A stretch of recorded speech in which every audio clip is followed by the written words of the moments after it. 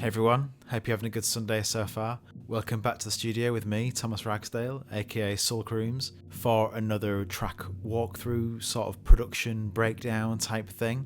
Sorry about that. So it's going to be a track walkthrough, production breakdown, sort of looking at the session file to my latest track, Objects in the Mirror Are Closer Than They Appear. I think I got the track title from like an old children's TV program like Tales from the Crypt, something like really weird like that. And I thought for my Patreon and Bandcamp subs, I'll get the session up and you can just kind of see what goes into this track, how it kind of fleshes out, the little bits and pieces in there that kind of make it what it is, the speech sample origins and things. It's super simple stuff, but it's got many layers. I guess it's time now to move over to the session, and yeah, we'll carry on with the chat, so see you in a bit. Okay, so here we are at the Ableton session for the track, and this is the full session for this particular tune. I make all my music in Ableton, sometimes using like external stuff like echoes and reel-to-reel machine, and I've got synth here, and I've got some guitar pedals behind me and things. Bits and pieces are kind of like lying around, which you can see on like Instagram and stuff, and sometimes other videos. But generally speaking, it's Ableton stuff, Ableton plugins, and a couple of third-party plugins as well. Nothing too crazy, but I do like my Ableton stuff. I like it kind of plain and boring and gravy and chips. So yeah, this is the session file for the entire track.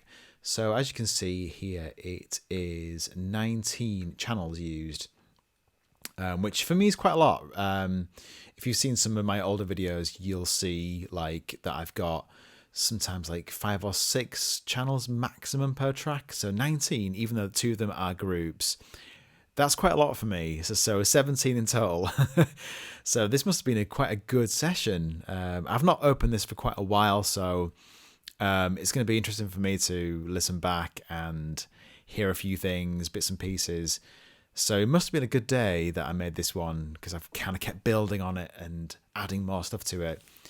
So let's get into it anyway. Let's hit play, and maybe it might kind of jog my memory of what the hell is going on in this tune. So it's a slow start. It's a quiet start. Okay, right. I do remember it now. Okay, first thing that I'm hearing that I've put in is this loop. Although it's probably not the first thing that I put in, this is probably like a last minute thing from judging that it's audio, because I start in MIDI usually. What I like to do is start in MIDI with like a MIDI synth, find some chords, and then I will loop them in a kind of like a really haphazard way that you can't really get with MIDI, because audio it's not on grid. It captures like artifacts and cranky noises and stuff, especially with the synths I use, soft synths. And yeah, it kind of has this like weird thing to it that I'm addicted to. So generally I will start with a soft synth and an Ableton looper. I think the looper in Ableton's awesome. I don't have a loop pedal, a guitar one, so this just like does the job, I guess. And I like to route audio from one channel to the other, so I kind of be playing on a soft synth routed to another channel with a looper, and I'll just hit loop and just try and capture just like random bits of like playing. I'll be like playing all over the keys, like hitting certain notes, or I'll write a chord sequence and let that go in, and just like slowly loop on loop on loop. And as you can see from this waveform, it's going to build and build over like 11 minutes until it stops. So what's happened here is I guess I've just got the main chord sequence, which is up here, fed it into this looper, and then exported that and like stretched it out and played it through these guys just to make like a big dense whoosh whoosh noise. So it's not like rocket science or anything. It's just like an extension of chord sequences building upon each other. But when you control it, you can get these big textures very quickly and very easily, which is what I do. It's all about Sulk Rooms. That's what Sulk Rooms kind of is. So under that, I've also got some crackle noises. I love crackle noises. They're great. So I'm going to solo those just for a look. And what that is here is I love this plugin, and I always talk about it, called DAWLP. And it's this thing. And it's a self-generating vinyl noise that I love to put on stuff. And you can add like amp noise and things and vinyl hiss. So I have that running through, and I like to put things like resonators on there.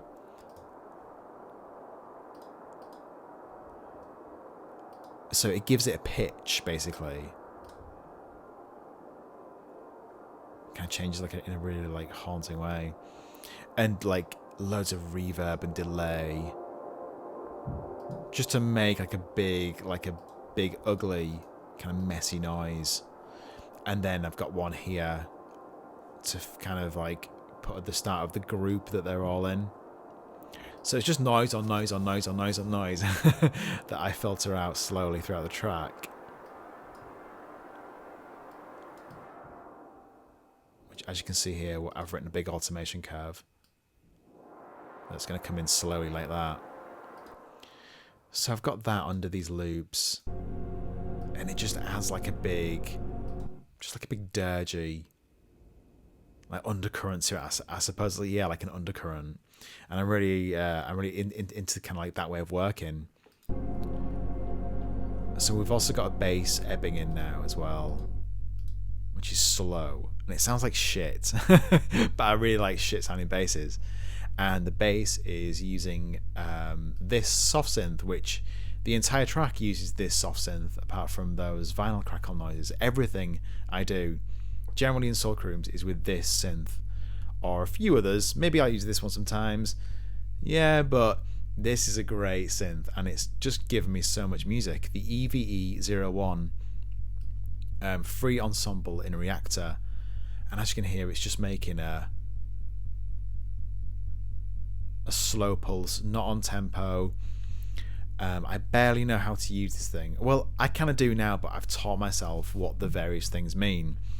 It's impossible to read otherwise. It's been a real labour of love getting used to this little synth here. But it's in there.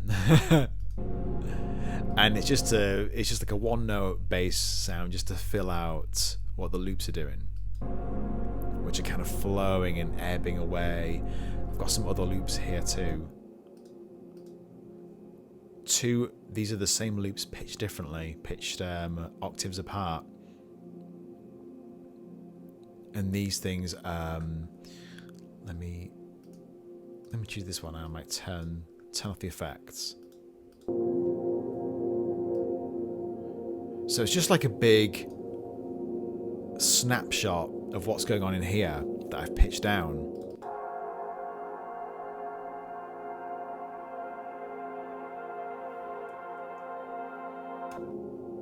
I think pitching stuff down with octaves, either so 24 or 12 steps down or up, is like such a great textural kind of thing to do. So with the effects, I've got this like lovely whoosh sound, and I've killed all of the bottom end and most of the top end, having it panning around and swirling with the same reverb preset for each channel as well, so it kind of sounds like it's in the same environment. And I got even low. I mean, like, that's just disgusting, isn't it? So yeah, just the same one, 2 octaves down. Both together sound really cool. same reverbs and things, just the same settings pretty much. Slightly different auto pan, and just filter them in nice and slowly. Also got some loops here that are coming in slowly as well. Higher pitched ones. So you can kind of hear that it's just like a barrage of droney noise that's come from one source. So like 8 minutes through the track now, and not like a lot is happening, but stuff is kind of like ebbing away, and it's kind of like aching to come out a little bit.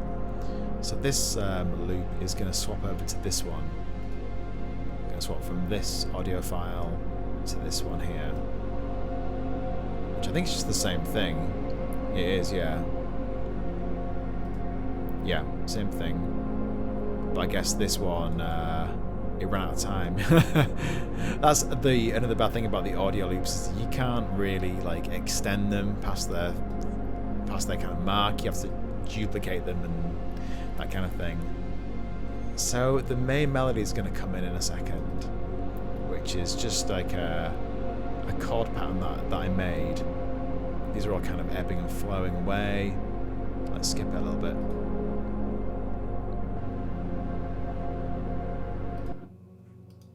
So this is how I started the entire track.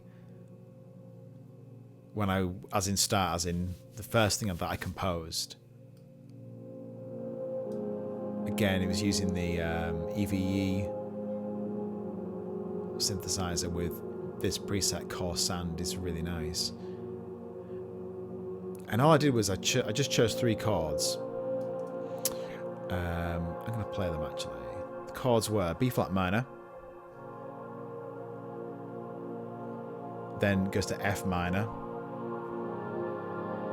and then a really nice round off was it's G flat major 7, which is just a G flat, a B flat, and an F, and also another G flat. So it's kind of like, and also you can put a C on there as well. So it's this kind of like really like weird, mysterious chord sequence. And I don't know like a lot of music theory generally. I kind of get by, but I tend to play it on guitar and then transfer it. So I just wanted to go from... Oh, nope, sorry, my bad. From... Nope, what am I doing?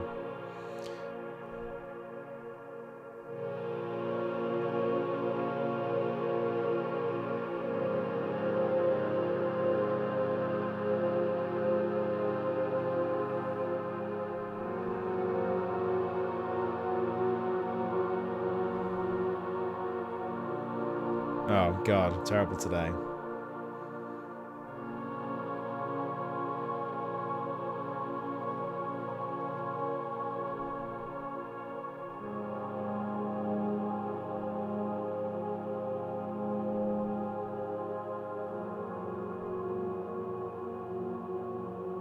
So that's pretty much it. And I wrote that in MIDI here. And then I kind of started to play that into the looping channels and things, and get a feel of like where it's going, like musically, where it's going. And I've put on like a bunch of effects, loads of stuff here, like reverbs and things, which I'm going to take off so you can hear how raw it is.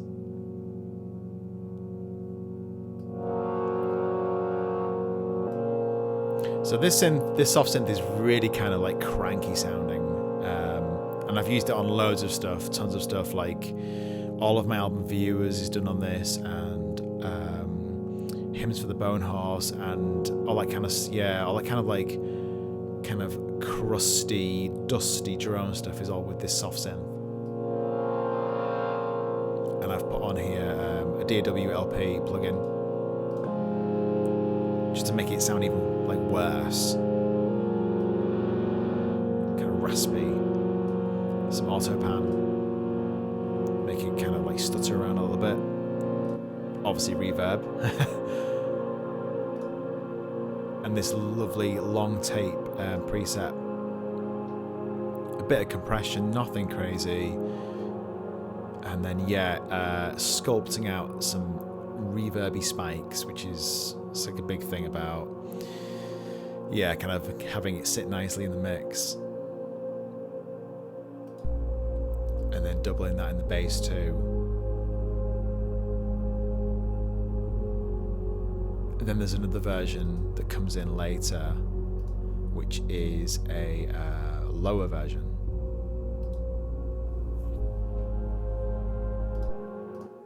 Sorry, a higher version even. Just a same thing, an octave higher.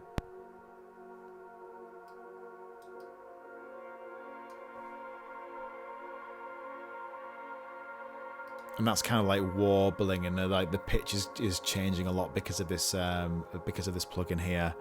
I've got the wobble setting enabled.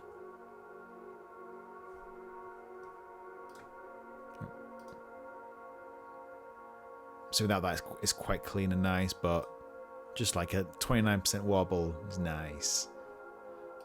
Set everything together. So we've got like these chords, and then under those chords, we've got the same chords like looping over and over, and looping again here. Loads of stuff. Just noise, crackle sounds. And like noise is building up. I use a lot of noise on my soft synths, like noise. This is a good noise generator. This synthesizer as well, so you can add a lot of synthy distortion and yeah, just make it like hissy and raspy and white noisy. So I'm just like basically just filtering stuff in and out. Like I did it all live with the MIDI controller, getting that that automation curve like that, in and out. So ramping it up again, and then that just kind of we're 15 minutes through. That goes to the next section. Everything kind of dies down, and I put this speech in here, which is a sample of director Ari Aster just doing a talk on filmmaking. So everything kind of dies down. It's kind of getting spooky, and then the speech is going to drop.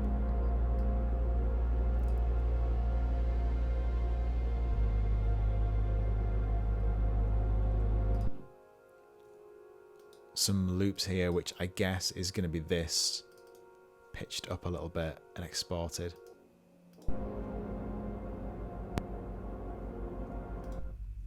A weird bass loop I made, just from like the bass line, just looping that.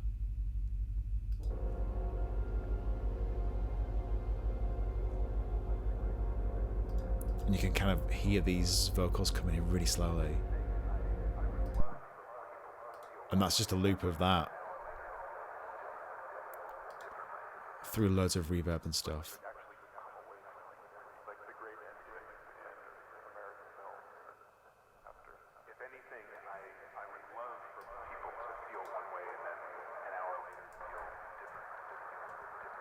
Loads of like reverb and delay stuff there to make that all kind of bounce around a lot. And then I just chose like a little bit of this speech that I liked.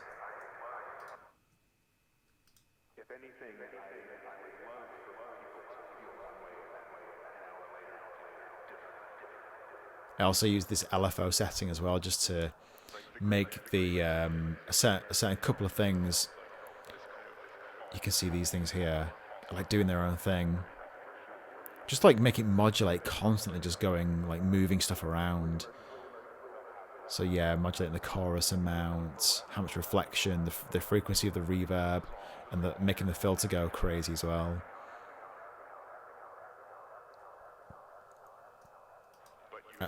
And there's my original looper. So let's play that without any effects on, I think, actually.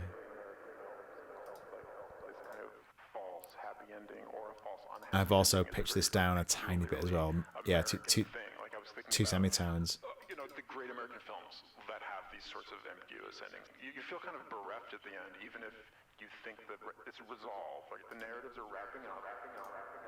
I don't know why, but I really kind of like that quote, and I thought that might be like a really cool way to end a tune, just by having someone talk about films. And I also have a little bit of that in my live set as well. I liked it so much that I've just kept thinking about it. It's just from YouTube, just like a speech I found that I was looking through his stuff, and I just ripped it and put it in. So maybe keep that one on the low. I don't want to get sued. But yeah, that's the track. Sorry, I'm terrible at explaining stuff. I'm not the best at explaining sometimes, but I kind of get lost in what I'm doing. But yeah, you know, any questions and stuff, or like comments and things. If there's anything that I could be doing better with making music, let me know anytime. Yeah, so this is how I make a 21.5-minute drone track, with all the different elements and things. Everything comes from one place to start with, and in this case it was just 3 chords on a free soft synth that's really crap and has no instructions, no tutorial video. It looks like this, which I love, and it has also a really cool graphic display which you can look at. I don't know why, but it's great. And yeah, I've had this thing for like 2.5 years now, and I've used it every day, and it's just sat in here with me. We know each other really well, and God knows what it does, but it's really good soft synth. And then I loop it around using audio, then export it and pitch it down and stretch it out, copy and paste. So yeah, not a lot going on, but I quite liked this one. Maybe I'll play it live, I'm not sure. But yeah. Anyway, thanks for watching, and I guess I'll see you pretty soon.